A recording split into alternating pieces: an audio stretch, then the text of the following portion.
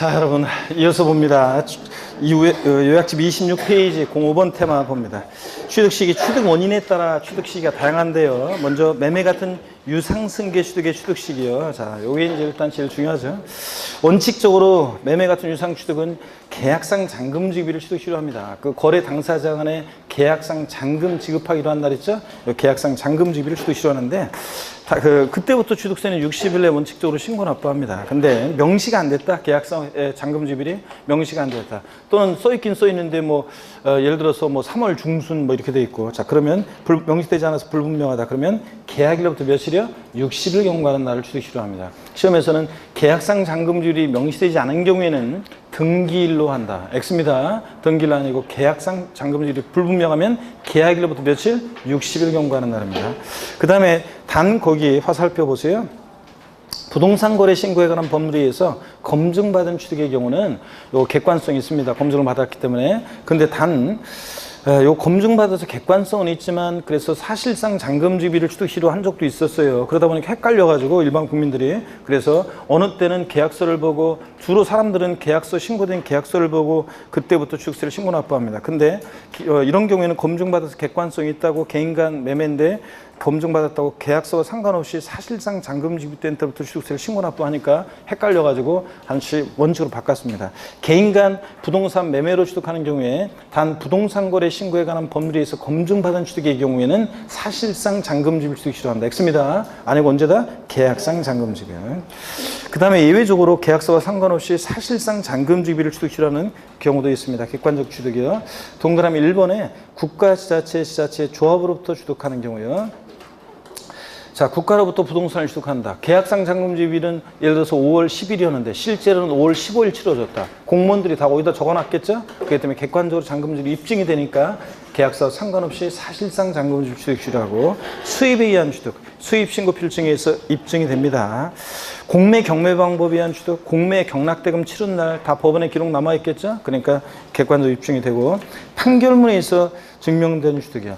자, 민사소송이나 행정소송 절차에서 확정된 판결문으로 잔금지급이 입증된다. 이거부터 확실한 게 어디 있어요? 자, 판사가 시시비를 가렸는데, 단 이 판결문에서 화해, 인락, 포기, 자백감주한 경우는 어떻게 한다? 제외합니다. 얘네들은 정식 재판 전에 또는 재판 중에 조정 절차 속에서 나온 거잖아요. 그러니까 객관적으로 잔금 지급을 증명할 수 있는 서류가 되지 않습니다. 그래서 화해 조서상으로 잔금 지급이 입증되는 경우에 그 사실상 잔금 지급을 취득시로 한다. X입니다. 원칙으로 돌아가서 객관적으로 잔금 지급을 증명할 수 없으니까 계약상 잔금 지급을 취득시로 합니다.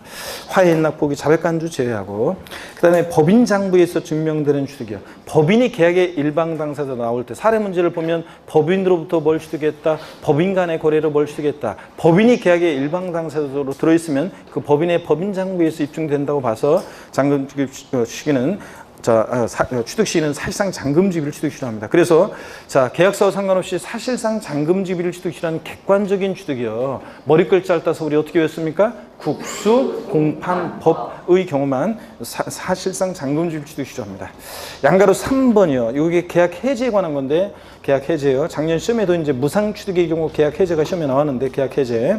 다만 해당 취득 물건을 등기 등록하지 아니하고, 이게 포인트죠.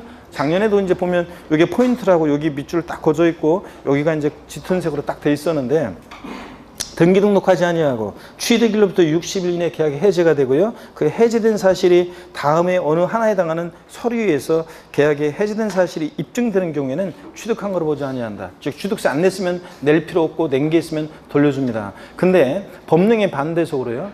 제가 계속 작년에도 연습했던 게 이거였는데, 막판까지 이거 계약 해지에 관한 게 시험에 나올 것 같은데 안 나온다고 계속 얘기했었는데, 작년에 정답 지문으로 나왔었죠. 자, 아니 정답 지문 아니었지만 정답 지문이었던 것 같은데 나왔습니다. 여기 보세요. 등기 등록하지 아니하고인데 시험에서는 유상승계 취득의 경우에 취득세 상물건에 대해서 등기가 된 경우라도 취득일부터 60일 내 계약 해제가 되고, 해제된 사실이 화해 조서 등으로 입증된 경우에는 취득한 것으로 보지 아니한다. OX요. X입니다. 등기가 된 경우에는 계약을 해지하더라도, 입증이 되더라도 취득한 것으로 봅니다. 자, 등기 등록 반드시 하지 아니했어야 돼요. 어떤 서류에서 입증될 때 취득한 거 보지 않느냐? 27페이지 맨 꼭대기 박스에 있습니다. 동그라미 1번 화해조서나 인락조서 같은 거에 의해서 입증되거나, 가로안에 보니까 해당 조서에서 취득일로부터 60일 이내 계약 해지된 사실이 입증되는 경우만 해당. 공정증서, 공증인이 인증한 사서증서를 포함하되 취득일로부터 60일 이내 공증받은 것만 해당. 3번 법령이 정하는 계약 해제 신고서로 입증될 때 또 취득일로부터 60일 이내 제출된 것만 해당. 다 며칠이에요? 60일. 다 60일 나오네요. 하여튼 이런 소리에 의해서 계약 해지된 사실이 입증되면 취득한 걸 보지 않습니다. 포인트는 등기 등록하지 아니하고 이겁니다. 이 시험에서 이제 이렇게 보면은 포인트가 어떤 건지를 잘 아셔야 되는 것이, 어떤 법주문을 보면은 어떤 게 포인트인지 핵심인지, 어떤 거를 출제자가 바꿔서 출제할지를 보면은요, 어떤 교재를 보면 여기 포인트를 갖다가 60일 있잖아요. 취득일부터 60일에 계약 해제된 사실이 60일, 여기다 이게 포인트라고 딱 어떤 교재 보면 색깔 다르게 해가지고 파란색 같은 거로 딱 해가지고 60일이 포인트다 이렇게 딱 했었는데, 이걸 출제한다 그러면 제가 분명히 작년 것도 있지만 등기 등록하지 아니하고 이게 포인트예요. 이게 여기서는. 그렇기 때문에 그 어떤 게 포인트인지 아는데 등기 등록하지 아니하고 이게 포인트인데 등기된 경우는 출강으로 보고 요거를 갖다 도외시하고 60일만 연락이 외우면 된다 안 된다? 안 되는 거죠. 그래서 공부는 열심히 했는데 점수가 안 나오는 분은 포인트를 잘못 잡아가지고 60일만 연락이 기억하면 나왔는데 나온 것은 등기가 된 후 취득일부터 60일에 계약 해제되고 화해주소로 입증될 때 출강으로 보지 아니한다 이렇게 돼 있었는데, 자 등록되지 아니하고 이게 포인트라는 거. 여기를 이제 항상 포인트를 잘 잡아야 돼요. 2번 봅니다. 연부 취득이요. 2회 이상의 기간, 2년 이상의 기간에 걸쳐서 자, 연부 취득하는 경우. 그 연부 취득이 뭔지 거기 박스에 나와 있죠, 아래? 연부란 매매계약서상의 연부계약 형식을 갖추고 일시 완납할 수 없는 대금을 2년 이상의 기간을 걸쳐서 일정씩 분할해 지급하는 건데, 뭐하러 줄거이 그런 거를. 야, 그게 연부 취득이다, 대충 알고 이런 거는, 그렇구나, 넘어가야지. 아이고, 하여튼, 읽기만 하면 줄거니까 하여튼 그냥 읽을 수가 없어요. 하여튼, 불안해가지고 하여튼. 이런 건 당연히 그냥 연부계약은 이런 거구나, 이렇게 알아야지. 요 시험에서 요걸 갖다가 연부계약을 요거 3년 이상에 걸쳐 이런 식으로 바꿀 것 같아? 아니라니까. 그냥 연부가 그런 거구나 이렇게 알면 되는 거지. 자, 그 연부 취득 화살표 보니까요, 제목 아래 취득 가격의 총액이 50만 원 이하에 적용받는 것은, 즉 면세점 적용되는 경우는 이 연부 취득 규정에서 제외하고요, 적용에서 제외하고, 원칙적으로 연부 취득은 어느 때를 취득시로 하냐? 매회 지급되는 그 사실상 연부금 지급일마다를 독립적인 취득시로 한다고 했습니다. 포인트는 사실상 연부금 지급일이지 계약상 연부금 지급일이 아닙니다. 연부 취득의 경우에 취득세상 취득시는 원칙적으로 계약상 연부금 지급일이다. 아닙니다. 올해 첫 해 지급하기로 한 계약상 연부금액은 10억이었는데 실제로는 8억 원이 지급됐고, 이때 첫 해 연부금 지급일은 계약서상으로는 만약에 올해 5월 10일이었어요. 계약상 연부금 지급일이. 근데 실제로는 5월 15일 날 치러졌다. 어느 때를 취득시로 한다? 5월 15일. 사실상 연부금 지급일을 취득시로 한다는 거. 요걸 주의하고. 예외 연부금 완불하기 전에 등기일에 따르면 그 등기일에 일시 취득한 것으로 봅니다. 3번 무상승계 취득의 경우 봅니다. 취득시기요. 증여 같은 무상승계 취득은 원칙은 언제냐면 계약일입니다. 증여는 낙성분류식 계약이라고 그랬고 그 계약일을 취득시로 합니다. 등기일이 아닙니다. 원칙적으로는 증여 같은 무상취득은 계약일. 왜 이렇게 빨리 증여는 그 계약한 날을 취득시로 하느냐? 그러면 사람들이 그런다고 그랬잖아요. 만약에 이거 취득 시기를 좀 뒤로 하게 되면 내 전 재산을 뭐 어디에다 기부하겠습니다. 그래 놓고서 하룻밤만 자면 아이 전 재산 좀 많은 것 같다. 반만 하자. 애들도 그렇고 그러니까 반만. 그랬다가 하룻밤만 더 자면 아유 반도 많다. 반만 하자. 막 이렇게 된다고 그랬잖아요. 그랬다가 나중에 이제 그 자식들이 알게 되면 이거 다 무효야 막 이러면서 아버지 치매 걸렸어요 막 이러면서 막 이러잖아요. 아니 진짜로 막 그러잖아요. 자 그렇기 때문에 요거 증여는 빠르게 그 계약일을 취득시로 합니다. 예외적으로 상속으로 취득한 자산은 상속 개시일. 상속은 피상속인 돌아가시면서 역사하셨으니까. 양도소득세에서도 상속으로 취득한 자산은 상속 개시일. 자, 근데 유증은 유증 개시일. 서면에 의하지 않은 증여. 친구가 도와줄까? 고마워 친구야. 이렇게 서면에 의하지 않은 증여는 멋대로 계약일을 조정할 수 있으니까 객관적인 날로 가야죠. 등기를 취득시로 합니다. 하여튼 상속 개시일. 증여 같은 무상 취득은 언제다? 계약일. 양도소득세에서는 증여로 취득한 자산 어느 때를 취득시로 했어요? 양도소득세에서 증여받은 자산 갖고 있다 팔 때 어느 때를 취득시로 했다? 증여받은 날. 양도세에서는 증여받은 날. 취득세에서는 증여 계약일. 매매 같은 일반적 거래 양도소득세에서는 원칙 대금 청산일.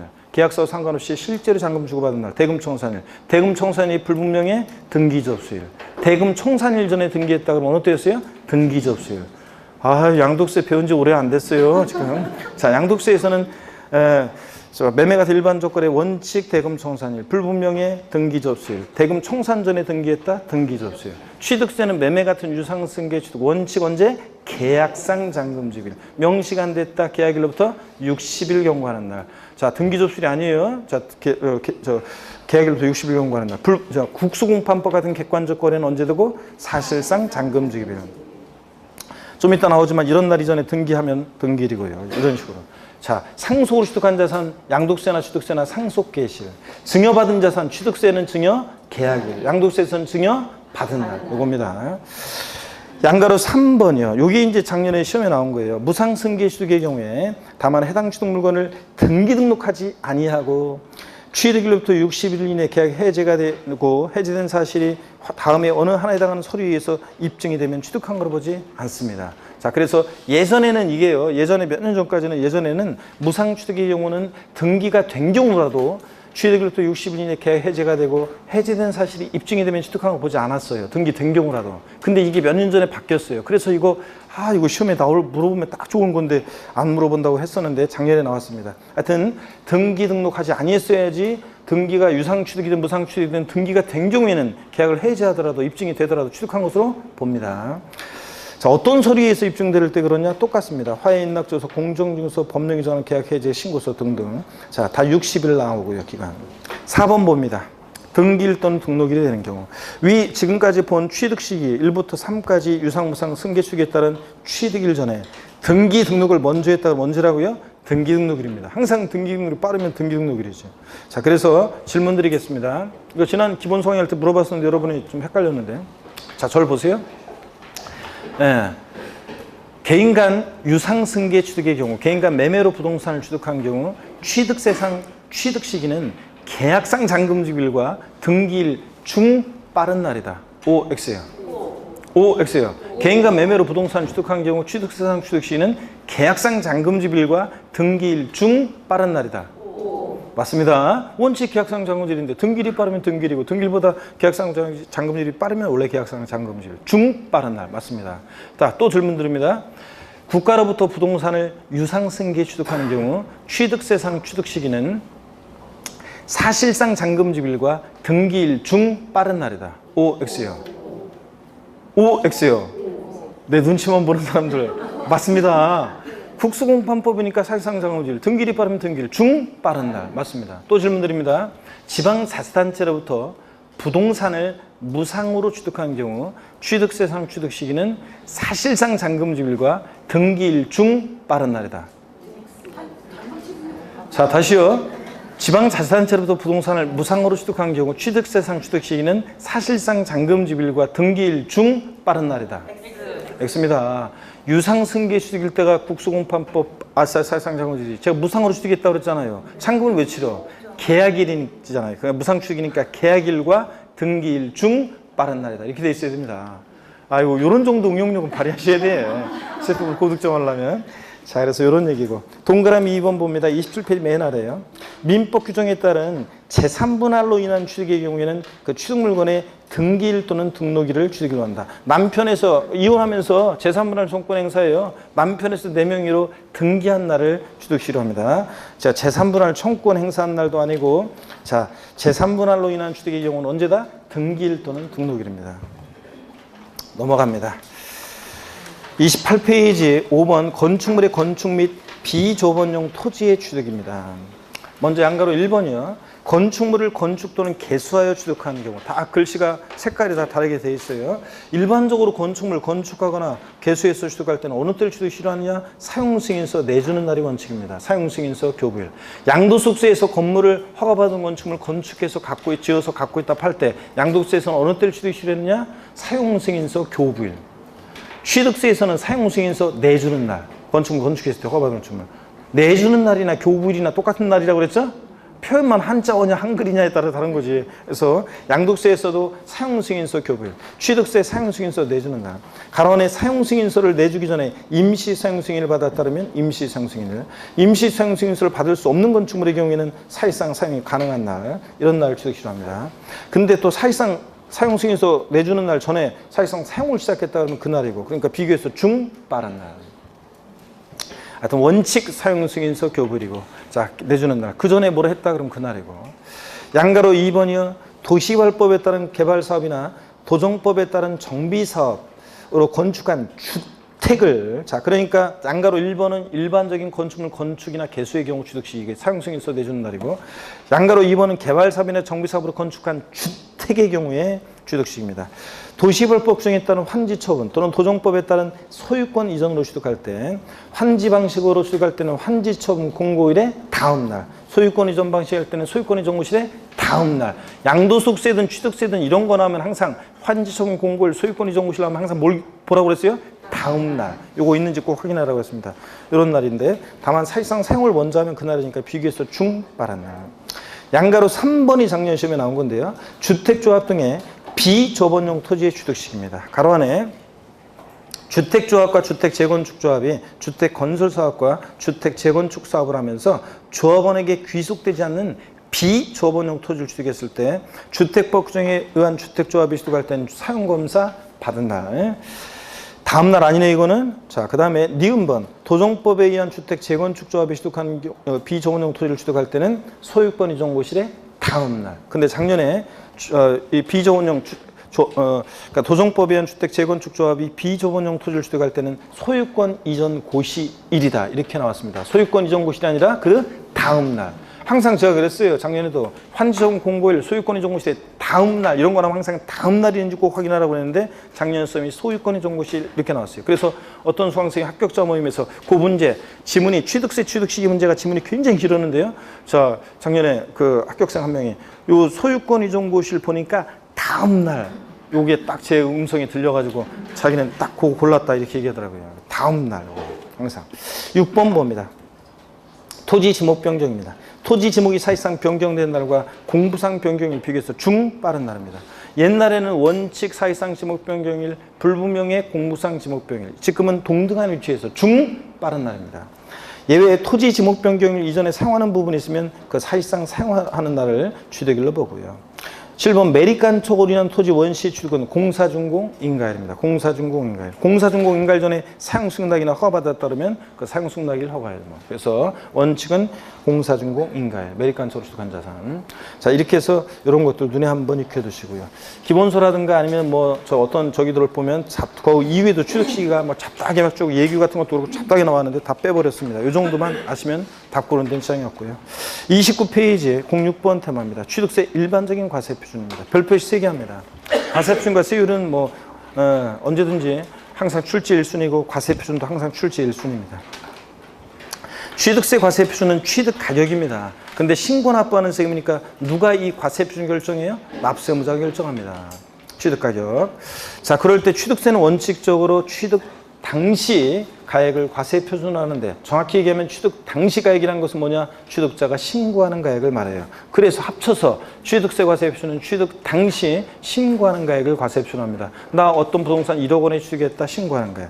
근데 다만 연부로 취득하는 경우에는 연부 금액이 과세 표준인데, 매회 지급되는 사실상 연부 금액을 말하며 취득 금액에 포함되는 계약 보증금을 포함했어요. 그래서 첫해 계약서상으로 지급하기로 한 총 연부금액이 50억인데 매회 10억 원씩 연부금 지급하는 방식 거래하기로 했어요. 첫해 연부금액 계약서상으로 지급하기로 한 금액은 10억이었는데 실제로는 8억 원의 연부금이 지급되면, 자, 취득세 과세 표준 금액은 얼마로 합니까? 8억 원. 사실상 그 지급된 연부금액을 과세 표준합니다. 그래서 연부로 취득하는 경우에는 연부금액 과세 표준인데 매회 지급되는 계약상 연부금액을 말하며, X죠 여러분? 매회 지급되는 뭐? 사실상 연부금액을 말합니다. 이게 포인트입니다. 사실상 지급되는 금액이고, 취득금액에 포함되는 계약보증을 포함해서요.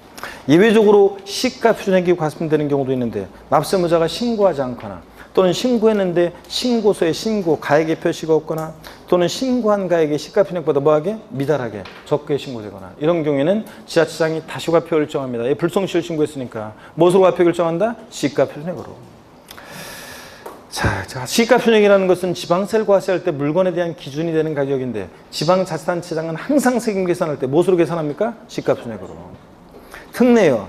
자, 신고가액이나 시가표준액에 관계없이 언제나 항상 사실상 그 취득가액을 과세표준으로 하는 그런 경우가 있는데 객관적 취득만 그렇겠죠?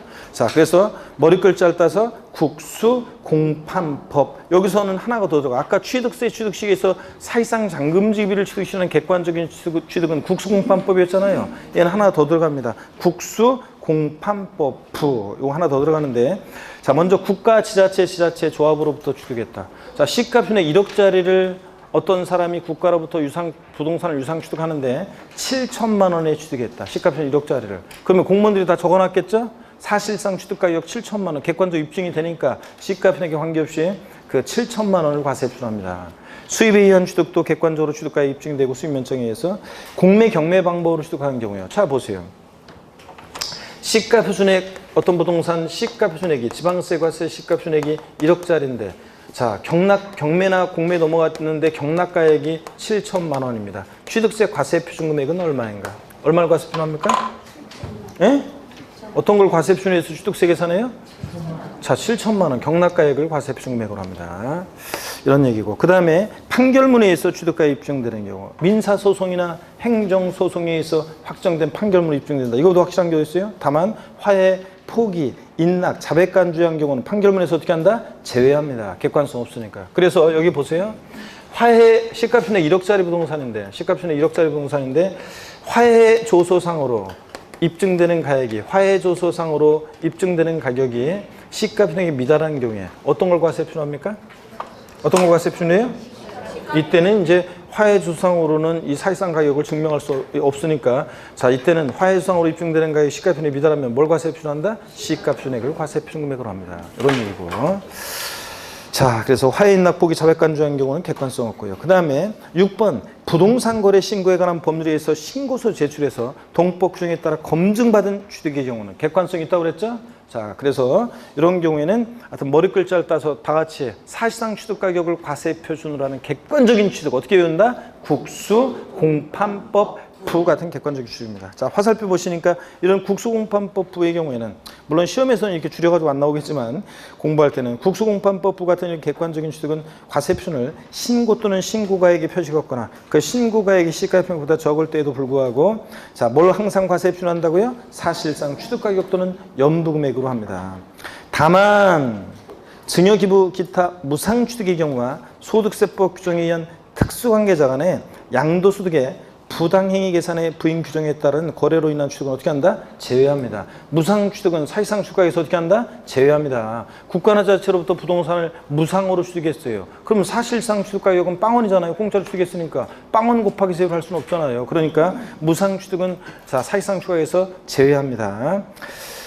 자 그런데 시험에서는 어떻게 나오느냐? 잘 보셔야 돼요. 항상 취득세, 취득시기나 과세표준 문제 나오면 유상취득인지 무상취득인지를 잘 보셔야 됩니다. 국가로부터 부동산을 무상으로 취득한 경우에 그 사실상 취득가격을 취득세 과세표준 금액으로 한다. O, X요. X입니다. 무상취득은 사실상 취득가격에서 제외합니다. 그래서 무상취득의 경우는 사실은요.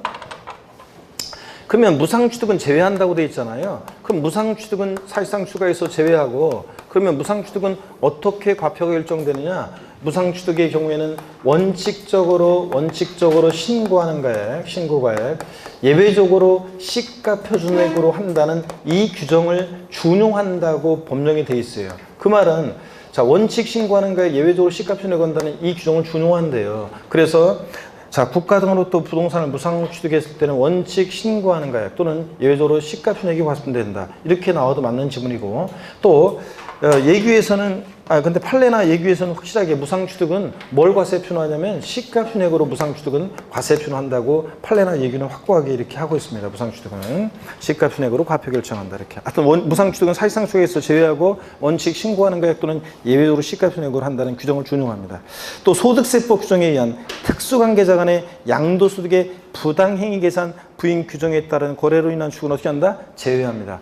자, 형이 동생 시가 1억짜리 부동산을 1억 5천에 취득했을 때 그 1억 5천 우리 했잖아요. 부당해산 부인 특례에서 형이 시가 1억짜리 부동산을 자 1억 5천에 취득했다. 1억 5천에 지급한 대가가 1억 5천이다. 자 그러면 이때 형제제가 남사이 같으면 상관없지만 이게 형 동생이고. 자, 이렇게 시가보다 높게 고가로 취득했을 때, 자, 무조건 특례 적용되는 것은 아니고 시가와 대가 차이가 조세 부당 감소가 이제 판단할 때 시가와 대가 차이가 금액으로 얼마 차이 나야지 조세 부당 감소가 있다고 판단해요? 부당의 예산부의 특례에서 시가와 대가 차이가 3억 원 이상 차이 나거나 여기서 5천만 원밖에 차이 안 나죠? 또는 시가의 몇 프로? 5% 이상 차이 나니 따져봅니다. 시가 1억에 5%면 얼마예요? 500만 원. 자, 그러니까 이상 차이가 나니까 얘들 조세 부당 감소가 있다고 봤어요. 얘네들 계산을 부인하고 무엇을 자 취득가격으로 다시 계산해? 시가를.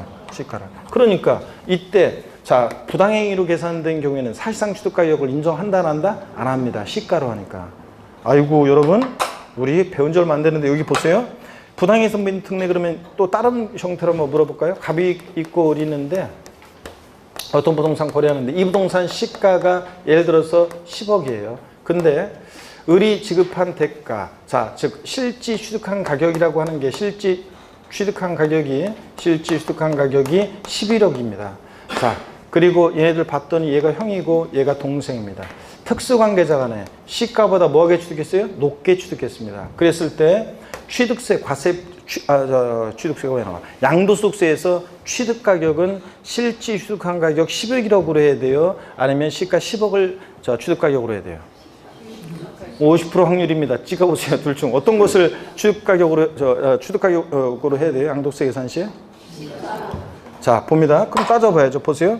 시가보다 특수관계자가 높게 취득했어요. 자, 그러면 이제 조세 부당 감소가 이제 판단해야 되는데 시가 대가가 금액으로 얼마 차이나? 1억, 3억 차이가 안 나죠? 그러면 시가의 몇 프로? 5% 이상 차이 나는 따져봐. 시가 10억에 5%면 얼마입니까? 5천만 원 이상 차이가 나죠? 그럼 얘네들이 조세 부당 감소가 있다고 봐가지고 얘네들이 계산을 부인하고 무엇을 취득가격으로 다시 계산해? 시가 10억을 취득가격으로 다시 계산합니다. 그래서 이 사례에서는 취득가격은 얼마로 한다? 시가 10억을 취득가격으로 합니다. 아시겠습니까 여러분? 이런 거예요. 자, 그럴 때 이렇게 부당행위로 계산됐을 때는 사실상 취득가격을 인정한다 안 한다? 안 합니다. 무상취득도 그렇고요. 주의를 봅니다. 공정증서나 검인계약서에 의한 취득은 공정증서 돈만 내면 도장 찍어주고 공중사무실에서 검인계약서 옛날에 이중으로 계약서 다 신고했어요.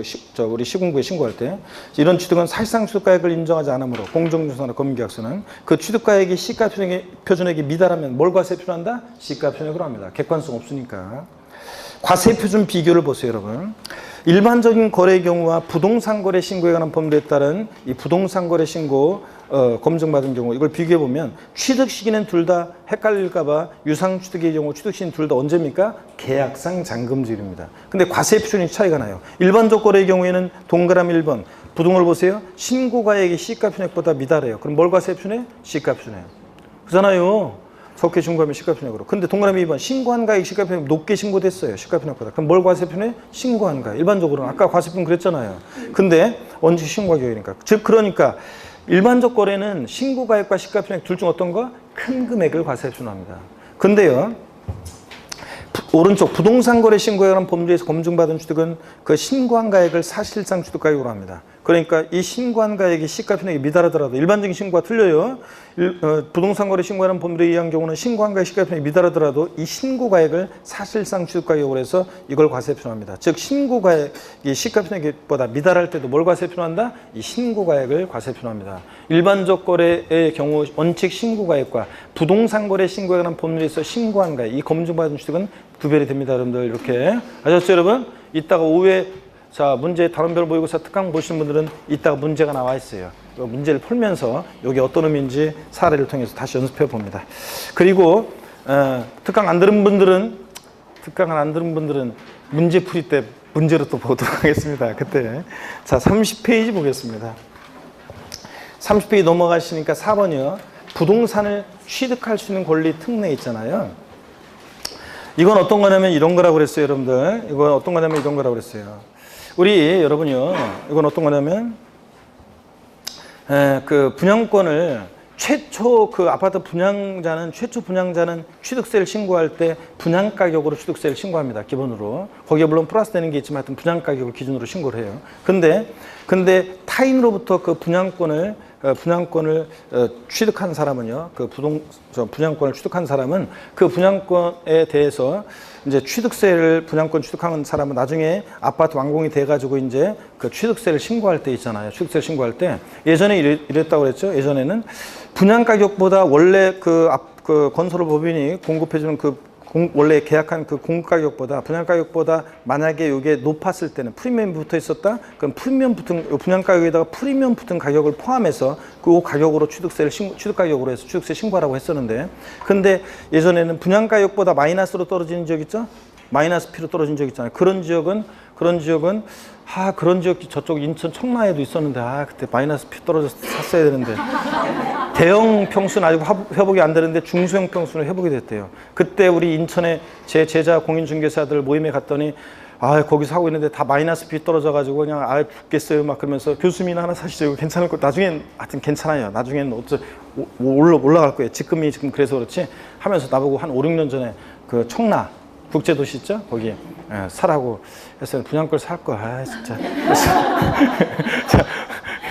그래서 저 형이 맨날 야, 일을 저질러야지. 자기는 일을 막 저질르는 스타일이고 일을 저질러야지. 자꾸 막 이 생각 저 생각하고 그러다 보면 돈 못 번다고 나보고. 그랬는데 맨날 너 강의해봐라. 1년에 뭐 예를 들자면 얼마 벌려고 맨날 다 비용 빼고 순수하게 남는 거 저축하는 돈으로 따지면 자 뭐 1억 벌라고 봐라. 1억 모으려고 봐라. 그럼 얼마나 힘들게 돌아다니냐. 그러면서 나보고 그런 얘기 하는데 진짜 그래요. 자, 어떻든 간에 옛날에는 분양가격보다 마이너스 떨어졌다. 그러면 그때는 또 분양가격으로 취득세 신고하라고 그랬어요. 이런 도둑 XX라고 했잖아요. 그러다 보니까 민원 막 제기되고 그때 방송에서도 몇 년 전에 막 난리가 나고 그랬었어요. 그래가지고 다시 불합리하다 그래서 자 분양가격보다 공가격보다 마이너스로 떨어졌을 때는 그 실제 주차한 금액 마이너스로 떨어진 거 실제 주차한 금액으로 취득세를 신고하는 것으로 개정이 된 겁니다. 자 봅니다. 4번 부동산을 취득할 수 있는 권리 특례. 부동산을 취득할 수 있는 권리 그러면 우리 양도소득세에서 아파트 당첨권, 분양권, 조합원 입주권이 있었잖아요. 그런데 여기서는 분양권만 생각하시고요. 부동산을 취득할 수 있는 권리를 타인으로부터 이전받은 자가 과세 표준을 사실상 취득 가격으로 하는 경우, 법인으로부터 이제 그 건설 법인으로부터 여러분이 취득하는 거잖아요. 그럴 때 해당 부동산을 취득을 위하여 실제 지출하였거나 지출할 금액의 합이 분양가격이나 공급가격보다 낮은 경우에, 여기가 포인트입니다. 실제 지출한 금액이 분양 공급가격보다 낮은 경우에 미출입니다. 그래서 여기 포인트, 실제 지출 금액을 기준으로 산정한 취득가액을 과세 표준한다. 밑줄 쫙입니다. 바꾼다 시험에서 뻔하지 뭐 실제 지출하였거나 지출할 금액의 합이 분양가격이나 공급가격보다 낮은 경우에도 분양가격이나 공급가격을 취득세 과세 표준한다. 이거 바꾸겠죠? 아니고 실제 지출한 금액으로 한다는 게 포인트고, 그 다음에 다만 특수관계인과의 거래로 인한 경우에는 그러하지 않다. 짜고 칠 수 있으니까 당연히. 자, 07번 테마입니다. 특수한 경우에 과세 표준이 있죠? 자, 요거 별표시 역시 2개 합니다. 시험에 다 나왔던 것들이고요. 별표시 2개 합니다. 먼저요, 1번에 건축, 가로 안에 신축과 재축 제외, 그리고 이렇게 되어 있습니다. 그럼 여러분, 제가 지난 순환에도 이런 거 했었어요. 뭘 했냐면요, 여기 보세요. 만약에 이렇게 건축돼 있고, 우리가 공법에서 건축 그러면 신축, 재축, 증축, 개축, 이전 등을 말한다. 이렇게 건축의 정의를 배우잖아요. 건축! 그러면 신축, 재축, 증축, 뭐 개축, 이전 등을 말한다 어쩌고 배우잖아요. 그럴 때 그 건축에서 신축과 재축을 제외해. 그러면 신축과 재축을 제외하니까 요 건축에 뭐가 남아요? 뭐 증축이나 개축 등이 남잖아요. 그래서 증축 등 이렇게 해놓으라고 그랬잖아요. 증축 등. 그래서 이렇게 써 있어도 우리는 항상 이게 이제 몇 번 나오는데 취득세 이렇게 써 있어도 우리 항상 뭐라고 읽는다? 증축 등인데 증축 줄여서 증축 이렇게 읽으라고 했습니다. 그래서 뭐라고 써 있어도 뭐라고 읽는다. 그런 거 멋진 말이 없냐 그랬더니 어떤 수강생이 그랬다고 그랬잖아요. 사랑이라고 쓰고 아픔이라고 읽는다. 자, 뭐 사랑이라고 쓰고 아픔이라고 읽는다고. 자, 그 다음에 어떤 수강생은 또, 자, 뭐 이렇게 쓰고 이렇게 뭐 읽는다. 뭐 좋은 말 없냐 그랬더니 어떤 수강생은 또 그랬잖아요. 남편이라고 쓰고 왼수라고 읽는다. 그래서 제가 다른 곳에서 지난번에 언제 인천에서 어떤 여성 주부 수강생한테 자, 남편이라고 쓰고 뭐라고 읽는다? 그랬더니 로또라고 읽는데요. 아니, 그래서 저는요, 로또라고 써가지고 굉장히 행운이 졌다. 뭐 이런 건 줄 알았더니 더럽게 안 맞는데 안 맞아. 뭐가 안 맞아 서로. 더럽게 안 맞아. 이러면서 그래서 로또래요. 말 되죠 여러분들? 자, 한번 물어보겠습니다. 남편이라고 쓰고 뭐라고 읽는다? 어? 뭘 고개를 띄워? 저요? 그래, 남편이라고 쓰고 뭐라고 읽는다? 무관심. 무관심이라고 읽는다. 좋습니다. 자, 여러분 그래서 여기 보세요. 다 그래서 이렇게 써 있어도 우리 뭐라고 읽는다? 증축. 아셨죠, 여러분? 증축. 자, 봅니다. 혹시 신랑분이 이거 공부하다가 또 이거 들어가지고 또 저기 하는 거 아닌가? 심한 말을 하니까 뭐 서로 무관심하시. 자, 보습니다. 그래서 여기에 써 있어도 우리 증축이라고 읽습니다. 그래서 건축물 증축 또는 개수하거나 차량기 장비 선박 등을 종류 변경해서 가액의 증가가 있을 때 뭘 과세표한다고요? 증가한 가액을 과세표합니다. 증가한 가액. 의제취득, 간주취득은 증가한 가액이에요. 그래서 가로 안에 이 경우 신고 또는 신고가액 표시가 없거나 신고가액이 시가표액보다 적을 때는 그 시가표액으로 하고요. 이 표를 보세요, 여러분들. 우리가 건축법상 건축과 지방세법상 개수로 나눴을 때 건축에서 신축과 재축은 원시 취득이니까 과세표준은 실지 취득한 실지 취득한 거. 그래서 취득에 즉 건축하는 데 소요된 일체 비용이 있잖아요. 그 취득에 소요된 비용, 즉 건축하는 데 소요된 비용을 취득세 과세표로 합니다. 근데 증축이나 개축 또는 지방세법상 개수의 경우에는 그 개수로 증축으로 가액의 증가가 있을 때 가액의 증가를 취득했다 의지하잖아요. 이때 간주취득이고 이 간주취득의 경우는 뭘 과세표한다? 증가한 가액이에요. 그래서 신축과 재축은 원시축이니까 이거는 이제 그 건축하는 데 소요된 비용이요. 취득에 소요된 비용. 건축하는 데 소요된 비용이고 취득에 소요된 비용. 근데 증축이나 개축 또는 지방세법상 개수의 경우에는 그 의제축이니까 뭘 과세표한다? 증가한 가액. 그래서 비교합니다. 2번에 봅니다. 토지 지목 변경이요. 자, 토지 지목이 사실상 밭에서 대로 변경이 됐다? 그럼 사실상 변경된 때를 기준으로 해서 지목 변경으로 뭐야? 증가한 가액 과세 표준이잖아요. 이때 증가된 가액이라는 게 뭐냐? 박스 안에 지목 변경 전의 시가표액과 지목 변경 후의 시가표액의 차익인데요. 그 지목 변경 전 가액이라는 게 뭐냐? 가로 안에 보니까 지목 변경 공사 착공 1년제 결정 고시되어 있는 개별 공시가를 말하는데 요 지목 변경 전에 시가표니까 후에 시가표의 차액이요. 1억이었는데 5억이 됐다. 증가한 가액 얼마? 4억 원. 이거. 단 동그라미 2번 판결문이나 법인 장부에서 지목비용이 든비용 입증될 때 뭐로 한다? 그 든비용으로 합니다. 지목비용이 든비용. 자, 그래서 그 표를 보니까 토지 지목 변경으로 인해서 가액이 증가한 경우에 일반적으로는 증가한 가액인데 판결문이나 법인 장부로 지목비용이 든비용 입증될 때 뭐로 하고요? 지목비용이 든비용으로 한다는 거. 요거. 그래서 이런 거 사례 연습했잖아요. 뭘 했냐면요. 여러분, 우리 여기 보세요. 사례 연습한 게.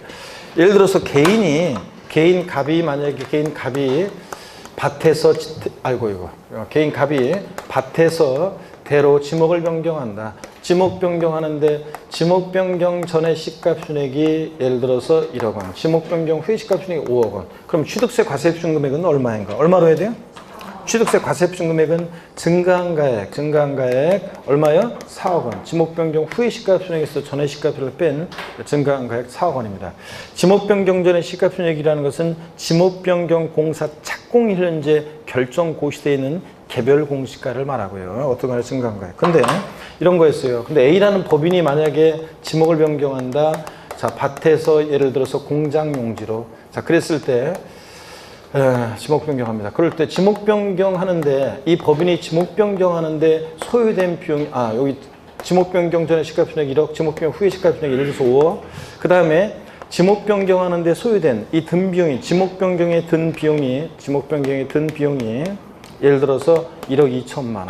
그리고 이 지목 변경에 든 비용이 이 A법인의 법인장부에서 입증되는 경우입니다. 증명되는 경우입니다. 취득세 과세표준 금액은 얼마인가? 얼마입니까? 1억 2천 원. 지목 변경에 든 비용 1억 2천이고 증명되고요. 자, 증가한 가액 4억이고 어떤 걸 과세표준 금액은 얼마입니까? 1억 2천. 요거요. 2억 8천이라고 하는 사람은 항상 너무 수가 빠르다고 그랬죠? 증가한 가액 4억에서 비용 1억 2천 뺀 2억 8천? 아니라고 그랬잖아요. 너무 앞서가면 안 된다고 그랬잖아요.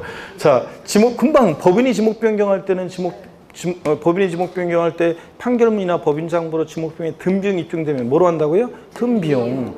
1억 2천만 원이 과세표준 금액이 되는 겁니다, 여러분들. 아시겠죠? 여러분? 간단하게 이렇게 생각하시면 됩니다. 자, 그래서 비교하시고 계속 이어서 봅니다. 3번이요. 30페이지입니다. 계속 이어서 3번. 법인이 아닌 자가, 개인이네요. 건축하거나 대손하여 취득하는 경우에 법인이 아닌 자가 건축물을 건축하거나 대손하여 취득하는 경우로서 취득가격 중 100분의 얼마?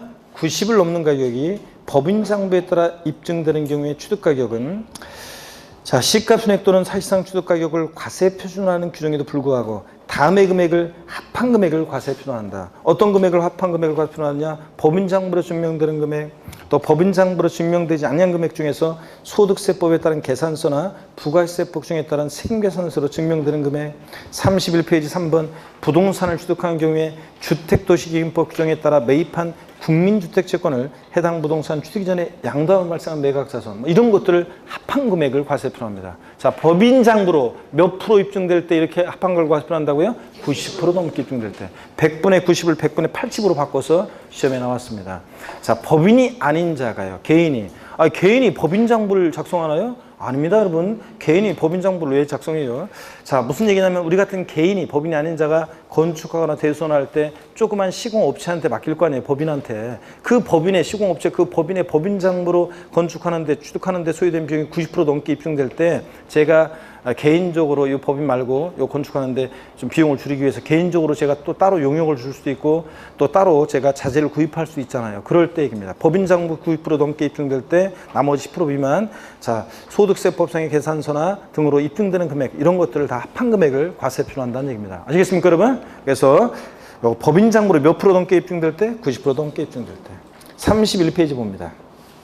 4번 과점주주가 취득하는 경우요. 우리 과점주주의 주식 취득 아까 자세히 배웠습니다. 먼저 신고한 경우 과점주주의 주식 취득의 경우 과세 표준은 어떻게 구하느냐? 이 해당 법인의 취득세 대상 자산의 총가액이요. 가로 안에 보니까 법인의 자산 총가액이 아니다. 그러니까 이 법인의 전체 총자산가액 중에서 취득세 대상이 되는 물건에 대한 총가액에다가 그 법인의 주식 또는 출자의 총수분의 과점주주가 취득한 주식의 수를 곱해요. 자, 즉 과점주주의 주식 취득 비율을 곱하는 게 되는데, 자, 이런 거라고 그랬습니다. 시험제 이미 나왔고 우리 이런 거 연습했었습니다. 어떤 거냐면 지난 순환에도 소개해드렸던 건데 또 한번 들어봅니다, 여러분. 어떤 거냐면 이런 거예요. 자, 예를 들어서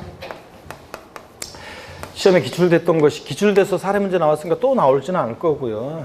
A 법인이 A 비상장 법인이 있는데 이 법인의 소유하는 자산, 법인 자산 현황을 보니까 토지 가액이 예를 들어서 5억, 건물의 가격이 예를 들어서 건물의 가격이 만약에 3억, 취득세 대상이 되는 차량의 가격이 2억, 또 그 다음에 뭐 제품, 이 법인이 생산한 제품의 가격이 예를 들어서 5억. 자, 이랬을 때 이 법인에서 갑이라는 주주가 법인 설립 시에 예를 들어서 40% 주식을 취득했다가 그 다음에 다른 사원이나 주주로부터 설립일 이후에 20%를 추가 취득해 가지고 60%가 됐을 때 요때 60% 소유하게 된 날 현재 취득세 과세 표준 금액은 얼마인가 물어봤습니다. 자, 그러면 보세요. 이 법인의 취득세 대상 물건에 대한 총가액, 그러니까 전체 자산 총가액이 아니라 그 중에서 취득세 대상 물건에 대한 총가액 얼마입니까? 10억. 이거 전부 다 합치니까 10억. 여기다가 과점주주가 과세되는 지분비를 곱하는데 이 법인의 주식 총수분의 과점주가 취득한 주식의 수. 즉, 요 사례에서 설립 시 주식 취득은 납세는 없고 과점주도 아니었다가 최초로 과점주가 됐을 때 과세된 지분 비율은 몇 프로? 60%. 전체 과세입니다. 과점주가 된 날 현재. 그래서 이 법인의 전체 취득세 대상, 이 법인의 취득세 대상 물건에 대한 총가액, 이 과점주주가 이런 것들을 원시, 승기, 유상, 무상 사실상 취득한 건 아니지만 이 법인의 취득세 대상 물건 총가액 중에서 60%만큼을 과점주주가 취득했다고 봐가지고 취득세 부과됩니다. 그러니까 과세 표준 금액 얼마? 6억 원. 이렇게 예상합니다. 취득세 대상 물건에 대한 총가액에다가 과점주주가 취득한 지분비율을 곱해서 과세 표준 구합니다. 6억 원만큼을 이 과점주주가 갑이 취득했다고 의지해서 취득세 부과되는 겁니다. 이해되십니까, 여러분? 이런 구조입니다. 법인의 전체 총자산가액 아니라는 걸 주의하고요. 양가로 2번 신고하지 않은 경우는 읽어보시면 되겠습니다. 08번 취득가격 보험입니다. 이것도 별표시 2개 합니다. 재작년에 나왔지만 그래도 별표시 2개 합니다. 08번 취득가격 보험이에요. 자, 어떤 건지 봅니다. 취득세 과세 표준은 취득가격인데 1번에 보니까요. 사실상 취득가격을 취득세 과세 표준하는 경우요. 오늘 제가 시도 한 편 읽어드리려고 갖고 왔었는데 5월달 봄날은 가잖아요. 깜빡했네. 여기 또 책이 껴져 있었네. 안도현 시인의 봄날은 간다라는 시를 5월 마지막이잖아요. 그래서 이제 6월은 여름이니까 읽어달라고요? 시간도 없는데? 자, 계속 이어서 봅니다, 여러분들. 취득가격 범위 봅니다. 1번 사실상 가액을 취득세 과세 표준하는 경우. 국수공판법 같은 사실상 취득가격을 취득세 과세 표준하는 경우에 있죠. 취득가격은 과세 대상 물건의 취득시기를 기준으로 그 이전에 당해 물건을 취득하기 위해서 거래 상대방이나 제3자에게 지급하였거나 지급해야 할 직접 비용과 다음에 따른 간접 비용이 합계액으로 한다. 그래서 취득가격 범위에는 간접 비용도 포함된다는 거. 또 그 다음에 그 표를 보세요, 여러분들. 매매대금을 일시에 지급함에 따라 할인받는 경우에 이 표를 잘 보세요. 말장난 같지만 할인된 금액은 취득가격에 포함하는데 할인금액, 매매대금을 일시에 지급함에 따라 할인받는 경우에 그 할인액은 포함한다, 안 한다? 안 합니다. 이런 거라고 그랬어요, 여러분들. 어떤 거냐면 여기 보세요. 매매대금을 일시에 지급함에 따라 할인받는 경우에 할인액 포함하지 않고, 그런데 어떤 거냐, 이런 거라고 그랬습니다. 갑과 을이 부동산 거래하는데, 갑과 을이 지급하기로 한, 을이 지급하기로 한 약정대금은 예를 들어서 뭐 1억이었는데, 매매대금을 일시에 지급함에 따라서 갑이 기분 좋아서 그래 내가 1,000만 원 깎아줄게. 매매대금을 일시에 지급함에 따라서 할인받은 할인액이 얼마였냐면 이게 이제 1,000만 원입니다. 자, 그러면 말장난 같지만 잘 보세요. 할인된 금액은 얼마입니까? 그러면 할인된 금액은 얼마예요? 예? 할인된 금액은 얼마예요? 9천만 원이지. 할인된 금액은 9천만 원이지. 그러면 취득세 과세 표준 금액은 얼마를 과세 표준 금액으로 해요? 할인된 금액 9천만 원을 요걸 이제 취득세 과세 표준 금액으로 합니다. 그러면 그럴 때 이 매매대금을 일시에 지급함에 따라 할인받은 이 할인액 있잖아요. 이 할인액은 취득가격의 범위에 포함해요, 안 해요? 취득가격에 안 합니다. 자, 요건 1,000만 원 빼고 9천만 원 할인된 금액을 과세 표준합니다. 다시요. 매매대금을 일시 지급함에 따라 할인받는 경우에 할인 금액은 포함하지 않고 1,000만 원 할인된 금액을 과세 표준합니다. 아시겠습니까, 여러분? 이 얘기입니다. 자, 그러면 교재를 보겠습니다. 그 얘기가 나와 있습니다. 표 딱 주의하고. 그 다음에 2번 취득가격에 포함되는 간접비용과 포함되는 간접비용과 포함되지 않는 간접비용이 있는데, 먼저 포함되는 경우예요. 이해하면서 눈에 교도해야 되는데, 할부 또는 연부계약에 따른 이자액 상당 및 연체료. 이 할부, 이자, 연체료 있죠? 할부 또는 연부계약에 따른 이자액 상당 및 연체료. 얘는 포함합니다. 근데 가로 안에 보니까 법인이 아닌 자가 취득하는 경우는 어떻게 한다? 제외한다 되어 있습니다. 법인이 취득할 때 연체료 할부자는 포함하는데, 법인이 아닌 자, 개인이 취득할 때 연체료 할부자는 포함한다, 안 한다? 안 합니다. 한 장 넘겨보세요. 잠깐 한 장 넘겼다 오니까 표가 나와 있습니다. 할부, 이자, 연체료. 자, 얘네들은 누가 취득하느냐에 따라 달라져요. 시험 이따가 이제 단원별 모의사 보신 분들은 이따 문제 잘 보시면 알겠지만 누가 취득하느냐에 따라 달라지는데, 할부자 연체료는 법인이 취득할 때 연체료 할부자는 어떻게 하고? 포함하고, 취득자가 법인이 아닌 자, 개인일 때는 포함한다, 안 한다? 안 합니다. 자, 법은 바른 거니까 O 포함하고, 법인이 아닌 자, 개인은 이런 개 XX 이렇게 기억하라고 했잖아요. 개인이 취득할 때 연체료 할부자는 포함하지 않습니다. 자, 여기서 연체료 할부이자 누가 취득하느냐에 따라 달라진다는 거. 다시 31페이지로 옵니다. 나중에 또 사례 문제 풀다 보면, 기출 문제 풀다 보면 또 알게 돼요. 포함되는 거, 그래서 요거 첫 번째 거 주의하시고, 두 번째 건설자금에 충당한 차입금액이자 이와 유사한 금융비용, 건설자금이자 포함합니다. 농지보존부담금, 대체살림 조성비 등 관계법령에 따라 의무적으로 부담하는 비용 포함합니다. 또 취득에 필요한 용역을 제공받는 때까지 지급하는 용역비나 수수료 포함합니다. 취득대금 외에 당사자 약정에 의한 취득자 조건부담액과 채무 인수액 포함합니다. 잠깐 그 전에 취득과 무관한 용역을 제공받는 대가로 지급하는 용역비나 수수료는 포함하지 않습니다. 취득에 필요한 용역을 제공받는 대가로 지급하는 용역비나 수수료 포함합니다. 절 보세요. 그러면 질문 드리겠습니다. 자, 그 부동산을 취득하기 위해서 지급한 중개 수수료, 소개비, 중개 수수료, 요거 포함하겠습니까? 취득가격에? 네. 중개 수수료, 취득할 때 중개사를 통해서 취득했다 그러면 중개 수수료도 취득에 필요한 용역을 지급한 대가로 지급한 거잖아요. 그러니까 이런 거 어떻게 한다? 포함합니다. 취득대금의 당사 약정에 의한 취득자 조건부담액과 채무인수액은 이런 거라고 했잖아요. 우리가 이것도 포함하는데, 우리가 흔히 그 대출 전세 끼고 집을 산다. 그럼 우리가 흔히 전세 끼고 집을 산다. 이 예를 들어서 1억짜리인데 여기에 전세금, 만약에 전세금이 6천이 들어있다. 자, 원래는 매도인이 갚아야 할 돈이죠, 전세금. 그런데 전세 끼고 집을 산다는 것은 매수인이 매도인이 갚아야 할 채무를 인수하기로 했다는 얘기잖아요. 자, 그래서 그럴 때 을은 취득대금, 을은 대금을 얼마만 지급합니까? 을은 대금을 얼마만 지급해요? 4천만 원만 지급하잖아요. 그러면 취득대금 외에 취득자가 부담하는 이 채무부담액, 취득가에 포함해가지고 얼마 취득했다고 취득세를 신고해요? 1억에 취득한 거로 취득세 신고하잖아요. 자, 그 얘기입니다, 여러분들. 자, 채무부담액도 포함하고 취득자 부담하는.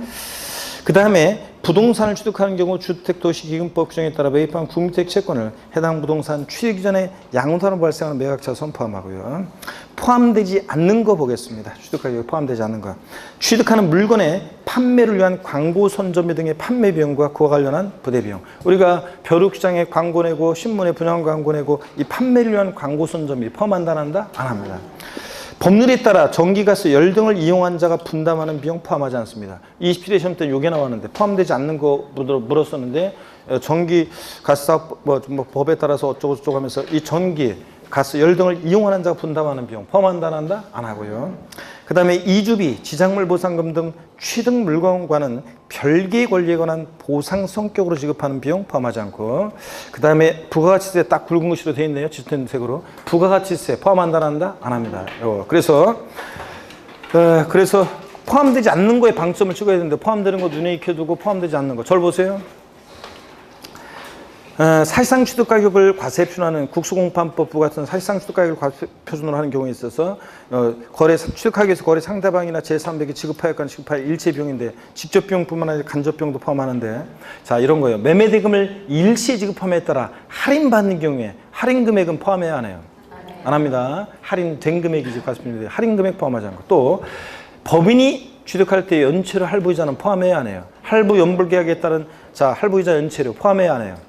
법인이 취득할 때는 포함해. 법은 바른 거니까. 법인이 아닌 자, 개인이 취득할 때는 개 XX 포함하지 않고요. 그 다음에 또 판매를 위한 광고 선전비 포함해야 하네요. 안 합니다. 또 그 다음에 전기가스, 열 등을 이용하는 자가 분담하는 비용 포함해야 하네요. 안 합니다. 이주비, 지작물 보상금 이런 거 포함해야 하네요. 안 합니다. 부가가치세 포함해야 하네요. 안 합니다. 이런 걸 꼭 기억합니다. 포함되지 않는 거. 자, 넘어갑니다. 32페이지 3번에 토지와 건축물 등을 일괄 취득하는 경우요. 토지와 건축물 등을 한꺼번에 취득하여 토지, 건축물 등의 취득 가격이 구분되지 아니한 경우에 한꺼번에 취득한 가격을 토지와 건축물 등의 시가 편익 비율로 나눈 금액을 각각의 취득 가격으로 한다. 자, 면적 비율로 나누는 게 아니라 뭐로 나눈다고요? 시가 편익 비율로 나눕니다. 한 번에 토지, 건축물 일괄 취득했을 때. 공급원 시가편익 산정 방법은 참고적으로 보면 됩니다. 하여튼 지방세를 과세할 때 물건에 대한 기준가격 시가편익, 국세를 과세할 때 물건에 대한 기준이 되는 가격 뭐? 기준시가. 이걸 합쳐서 우리가 흔히 뭐라고 해? 공시가격이라고 하잖아요. 자, 그럴 때 지자체 장은 항상 세금 계산할 때 무엇으로 계산한다? 시가편익으로 계산합니다. 토지는 시가편익이 뭐냐면 어떻게 결정되냐면 부동산 가격 공시 및 감정 평가에 관한 법률에서 공시되는 취득일년제, 개별 필지에 대한 땅값 뭐? 개별 공시니까 이게 토지 시가편익이고요. 자, 주택은 부동산 가격 공시 및 감정 평가라는 법률에서 공시되는 역시 개별 주택 가격, 단독주택이나 다가구 주택에 대한 공시 가격, 아파트 같은 것은 공동주택 가격, 이게 주택의 시가편익입니다. 박사네, 개별 공시지가 또는 개별 주택 가격이 공시되지 아니한 경우 그런 게 있느냐? 토지를 매립한 쪽에서 준공인가 전에 사실상으로 사용한 토지, 또는 그 바다를 공유수면을 매립한 쪽에 해가지고 지적법상 신규로 등록된 토지는 한 번도 공시된 적 없잖아요. 그럴 때, 또는 집을 새로 지었어요. 개별주택가격 공시된 적이 없잖아요. 이럴 땐 어떻게 할 것이냐? 국토교통부 장관이 제공하는 토지가격 비준표, 주택은 주택가격 비준표를 사용해서 산정가액으로 평가하고요. 2번, 공동주택가격이 공시되지 않았을 때는 지역별, 단지별 여러 가지 것들을 고려해서 행정안전부 장관이 정하는 기준에 따라 시장공사가 산정가액을 시가편익으로 합니다. 건축물 어떻게 결정되느냐? 참고적으로 읽어봅니다. 달달 외울 필요 없어요. 자, 이렇게 해서 이런 정도 봅니다. 고개를 듭니다. 자, 진도는 다 나가는데 잠깐만, 오늘은 뭐 전체 복습하기에는 시간이 좀 그렇고, 그 몇 가지만 좀 복습을 한번 해 보도록 하겠습니다. 다음 주에 시작할 때는 전체 복습할 건데 오늘은 이제 몇 가지만요. 자, 절 봅니다, 여러분. 취득세 납세무자에서 배우자 또는 직계 전비속의 부동산을 취득할 때는 원칙적으로 유상으로 취득한 것으로 봐요. 유상을 취득한 것으로 추정해요. 증여받아 취득한 것으로 봐요. 증여받아 취득한 것으로 추정해요. 배우자 식기준 미속의 부동산을 취득하면 원칙적으로 뭐라고요? 증여받아 취득한 것으로 봐요, 추정해요. 예? 본답니다. 양도소득세가 추정이고 취득세는 본다라니까. 증여받아 취득한 것으로 봅니다. 다만 대가관계 있다는 것이 입증되면 유상 취득한 것으로 보는 경우가 있는데 공매나 경매를 통해서 취득하거나 파산송으로 처분된 것을 취득하거나 등기 등록을 위한 재산을 서로 뭐 교환해서 취득하거나 또 대가관계 있다는 것이 입증되는 건데 취득자 소득이 입증된다거나 아들이 그거 살만한 소득이 입증되거나 또 자기 재산을 처분하거나 취득자가 자기 재산을 처분하거나 담보한 금액으로 샀다는 것이 입증되거나 또는 상속이나 증여받은 재산으로 샀다는 것이 입증되거나 등등 이런 경우에는 배우자 직계미속의 부동산을 취득하더라도 뭐라고요? 유상으로 취득한 것으로 봅니다, 여러분. 자, 그 다음에 또요. 그 다음에 배우자 또는 부담보증의 경우에 수증자가 인수하는 채무 인수액 상당액은 무상 취득으로 봐요, 유상 취득으로 봐요. 채무 인수액 상당액은 대가관계 입증되죠? 증여자 갚았던 수증자 대액 갚을 채무면 대가를 받았다고 봐서 대가관계 있다고 봐서 유상 취득한 것으로 보고 다만 배우자 직계준 미속 간의 부담보증의 경우에는 이 채무 인수액 상당액은 뭐라고요? 증여받아 취득한 것으로 봅니다. 자, 그 다음에 배우자 직계미속 그거 말고 일단 부담보증의 경우에 전체 증여받은 재산가액에서 채무 인수액을 제외한 채무 인수액 이외의 자산은 유상 취득으로 봐요, 무상 취득으로 봐요. 무상 취득한 거로 보고 공짜로 받았으니까 5억에서 3억 뺀 2억은 공짜로 받은 거잖아요. 무상 취득한 거로 보고 채무 인수액 이외의 자산은 이런 것들. 그 다음에 상속 재산이 협의해서 분할이 됐다가 다시 재분할이 되는 경우에 종전진보다 초과 취득하는 부분에 대해서 뭐라고 원칙적으로 증여받아 취득한 것으로 봅니다. 단 상속에 따른 취득세 신고 납부 기간 내 재분할인 경우에는 그러하지 아니하다. 그 다음에 택지공사가 준공된 토지의 경우 대가 정원의 부속 시설물의 부주로 사용된 하면서 가액의 증가가 있을 때 가액의 증가를 취득했다고 의지합니다. 왜 대답하네요? 이거 있었잖아요. 그 다음에 그 다음에 신탁법에 의한 신탁재산 위탁자에서 수탁자로 이전할 때 수탁자의 취득은 과세 비과세예요. 비과세입니다. 근데 위탁자의 지위를 이전받은 새로운 위탁자는 신탁재산을 취득한 것으로 봅니다, 여러분. 자, 이런 것들 꼭 기억하고 나머지는 일단 시공하겠다 생각합니다. 또 취득세 과세표준에서 있죠. 과세표준에서 취득세 과세표준은 원칙적으로 취득 당시 가액인데 정확히 얘기하면 취득 당시 신고하는 가액이고 예외적으로 시가편익이 되는데 어떤 경우에 납세의무자가 신고하지 않거나 신고한 가액 시가편익이 노하게 미달하게 신고되거나 이런 경우 시가편익을 과세표준합니다. 언제나 항상 시가편익 관계없이 사실상 취득가액을 과세표준으로 하는 객관적인 취득. 머리글자를 따서 어떻게 외웠습니까? 국수, 공판법, 부 같은 객관적인 취득이요. 자, 근데 판결문에서 화해, 인락, 포기, 자백간주한 경우는 포함한다, 제외한다? 제외하고. 자, 부동산 거래 신고에 관한 법률에 의한 검증받은 취득과 일반적 거래를 보면 일반적 거래나 부동산 거래 신고에 관한 법률에서 검증받은 취득이나 취득 시기는 유상 취득의 경우 둘 다 어느 때 취득 시기에? 취득 시기는 둘 다 어느 때? 계약상 잔금지기예요. 헷갈린다고. 근데 통일시켰어요. 근데 과세표준에서 일반적 거래는 신고한 가액이 시가편액보다 미달합니다. 자, 신고한 가액은 예를 들어서 1억, 시가표준액이 지방세과세 시가표준액이 예를 들어서 1억 2천. 자, 그러면 이랬을 때 일반적 거래의 경우는 어떤 걸 과세표준합니까? 시가표준액을 과세표준합니다. 자, 근데 만약에 신고한 가액 시가표준액 1억 2천으로 과세표준하고 근데 신고한 가액이 예를 들어서 1억 2천. 그 다음에 시가표준액은 1억. 일반적 거래의 경우 어떤 걸 과세표준합니까? 이때는 신고한 가액을 과세표준합니다. 그래서 일반적 거래는 신고가액과 시가표준액 중에서 둘 중 어떤 거? 큰 금액을 과세표준금액으로 합니다. 근데 부동산 거래 신고에 관한 법률에서 검증받은 취득의 경우에는요. 신고가액 1억, 시가표준액 1억 2천. 어떤 걸 과세표준합니까? 네? 부동산 거래 신고에 관한 법률에서 검증받은 취득은 뭘 과세표준해? 이때는 이제 사실상 취득가액 자, 시가표준액이 아니라 이 사실상 신고가액을 사실상 취득가액으로 하니까 어떤 거? 1억 원을 과세표준합니다. 아시겠습니까, 여러분? 네. 부동산 거래 신고는 검증받은 취득은 이런 것들 기억하시고요. 그 다음에